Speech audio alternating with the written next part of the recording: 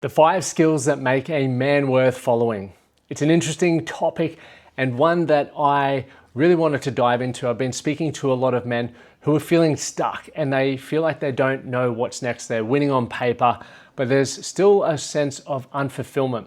And to me, that really comes back to how do we lead ourselves? How do we make ourselves the individual that would be worth following? Because if we can do that, we're going to have direction. We're going to have a sense of purpose, okay? And in the process, we're going to generally lead and inspire other people. And I do believe that's why you're listening to this show. So my name is Lachlan Stuart, and today we're going to dive into some fun stuff. Most men think leadership is about control, about being the loudest, the strongest, and the one who is always in control, and the one who is always right. But that's not leadership. A great man doesn't force people to follow him. He earns it. He creates certainty. His presence says, I've got myself. You can trust my direction. That's what real influence is. It's not what you say, but it is who you are when no one is watching. I'm Lachlan Stuart, and I am the founder of the Man That Can project. I help men grow from the inside out by becoming strong in your body, calm in your mind, clear in your purpose, and confident in your life. And in this video, I want to talk to you about the 5 skills that make a man worth following. Because when you lead yourself well, your partner, your kids, your colleagues, and your mates, they feel it. You know what I've noticed? Most men stop leading themselves somewhere between finishing school and being challenged with their first real problem. School teaches you to follow the instructions, tick the boxes, get the grades, do what's expected, but no one gives you the playbook for your marriage. No one marks your effort when you're trying to show up for your partner after a long week at work and when you're trying to stay calm with your kids, even though you're wrecked. And for years, this was me. Well, minus the kid part. I've only got a kid on the way now, but in my marriage, there were things that I was challenged with. I wasn't failing, I just wasn't growing. I was doing what was expected. Keep your head down, don't rock the boat, keep moving forward. Then life stopped giving me instruction. There were no teachers, no grades, just consequences. That's when I'd realized I'd learned how to follow rules but not lead myself. And that's the gap that holds so many men back. We confuse doing enough with becoming capable. So let's talk about the 5 skills that actually build leadership from the inside out. These aren't tactics, they're real skills that you can build, and they'll change how you show up in your relationships, your home, your life. First part is self-awareness. What story am I telling myself? Everything starts with a story running in your head. Maybe you tell yourself, I'm only valuable when I'm achieving. I know I did that for so long, almost far too long. So you throw yourself into work, you train harder, you overcompensate, but deep down you feel like you're never enough. Or maybe your story is, I'm not good at expressing emotion. So you shut down in hard conversations, you pull away when your partner needs connection. Those stories drive your everyday behavior. So here's a practical cue. Before you act, pause and ask, what story is running the show right now? Is it helping me or is it hurting me? And I call this the sliding door moment or the fork in the road, because every choice we make is moving us towards the man we want to become, the leader we want to become, the father we want to become, or moving away from that. If you can change the story, you can change the behavior. The second one is emotional regulation. Calm is power. Most guys mistake control for volume. They think confidence means raising their voice, standing taller, being in charge, but calm is power. It's when your kid's losing it, your partner's upset, or the day's gone sideways and you stay steady. You don't match chaos, you anchor it. There's research showing that a leader's emotional state directly affects everyone around them, and it's true at home too.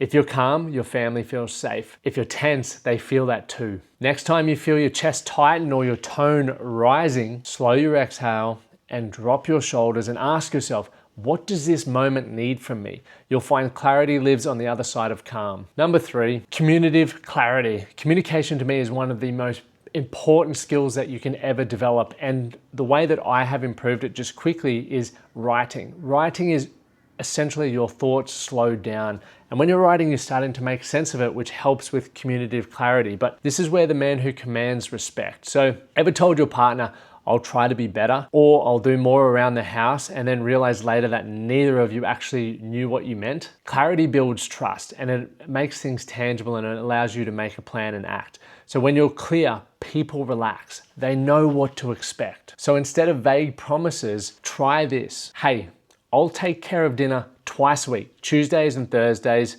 This gives you some breathing room.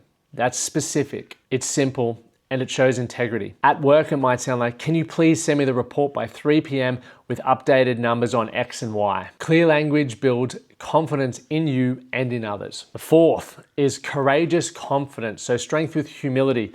Confidence without humility becomes arrogance, and it's something that us Australians really get nervous around. We think about tall poppy syndrome, and many of us shrink ourselves because we don't want people to call us arrogant. But if you can have confidence with humility, that is where the winning comes. So humility without confidence becomes a weakness. It really does. You see a lot of these nice guys and they get pushed over because they don't have confidence to share what they believe in or to stand up for what they believe is right. You need both humility and confidence. See, courage is telling the truth even if it risks approval. Like saying, I'm not okay right now, or I made a mistake. Humility is owning that, learning from it, and still showing up. I see a lot of men either puff their chest or disappear completely. But real strength is standing there, steady, open, willing to be wrong, but not wavering from your values. That's the kind of man that people trust. The fifth one is decisive problem solving. Problem solving is something that many men steer clear of. We struggle to make decisions and we don't like to solve problems because we haven't really been taught to solve problems. And this is why it's such an important skill to build, and it will help you build momentum massively. A good man tries, a great man decides. He doesn't overthink things and does not avoid the tough calls, he moves. And I'm sure you're thinking of a mate right now or someone that you believe leads really well in their life. If your relationship feels flat, don't just talk about spending more time together. Decide, Friday night, no phones, dinner at home, just us, right? You're starting to make decisions, you're starting to make action. And if your health's been sliding, don't plan the perfect routine. Pick one habit today, walk after work, no negotiation. Progress beats perfection every time, and the key is to just get moving, start creating that change instantly, because momentum will build your confidence. So set a small decision clock. What can I decide on by 4 p.m. today?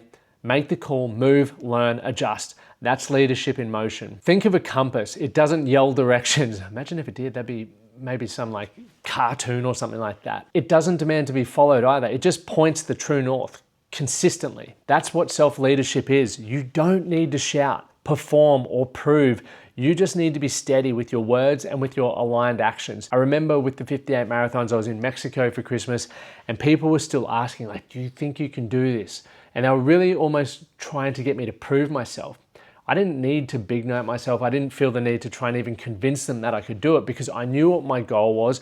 Had known the work that I'd put in, and I believed that I was going to achieve it. So I was just focused on my words and aligning the actions that had to come that I had control over in order to deliver the outcome. So make sure that you're steady. People will feel it, your partner will feel it, your kids will see it. That's trust and that's influence. Do what you said you do and carry yourself like a man who will continue doing it. That's the kind of man that others would follow. So here's what I want you to do this week. I don't want these podcasts just to be about getting your mind thinking. I want to give you some actionable steps so you can start improving your life so that one day you get to a position where you're so proud of the man that you become and you're like, man, I'm so glad that I listened to Lockie's podcast. Maybe give it a 5-star rating if you like that. But here's what we're going to do this week. We're going to run a daily audit. So what story drove my actions today? Secondly, practice calm under pressure. 3 slow breaths before you speak. So, and just repeat that 3 times. You'll notice how instantly you just feel calm. Thirdly, we want to make one clean request. So be clear, not vague. Then we want to say the courageous sentence, right? What truth have you been avoiding? Say it. Then fifth, we want to make one small decision. Choose action over overthinking. So if you notice you're ruminating, if you notice your mind is racing, ask yourself, from all of the things that are going on in my mind, what is one decision I could make to make progress towards a goal that I'm working on? You don't need to be charismatic to be a great leader. I do not consider myself charismatic, and I guess the jury's out on whether I'm a great leader, but I do feel that I lead myself well and I lead my family well.